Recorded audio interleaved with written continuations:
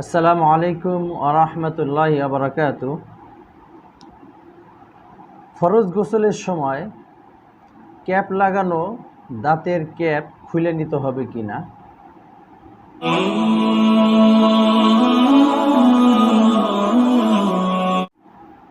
এই প্রশ্নের উত্তর হলো, আমরা জানি ফরজ গোসলের ফরজ হলো মোট তিনটি। নাম্বার 1, সমস্ত শরীর ভালোভাবে ধৌত করা। নাম্বার 2, কুলি করা। নাম্বার 3, নাকে পানি দেওয়া। তো কুলি করার সময় আমাদের মুখের ভিতরে যে অংশটুকু আছে সেটা যেন কুলির মাধ্যমে ভিজে যায়, এটাই হলো মুখ্য উদ্দেশ্য।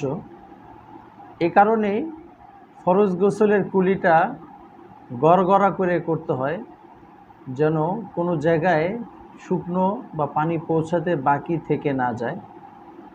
তারপরেও আমাদের যে দাঁত আমরা ক্যাপ লাগিয়ে থাকি, ক্যাপটা স্বাভাবিকভাবে এমনভাবে যুক্ত করা থাকে যেটা চাইলেই খোলা যায় না, এবং ওইটা দাঁতের স্থলাভিষিক্ত হয়ে যাওয়ার কারণে এবং খোলা বড় কষ্টসাধ্য হওয়ার কারণে ওটা খোলার প্রয়োজন নেই। খোলা ছাড়াই সে কুলি করে ফেললে তার ফরজ গোসলের জন্য যে কুলি করা ফরজ ছিল সেটা আদায় হয়ে যাবে এবং তার গোসলও আদায় হয়ে যাবে।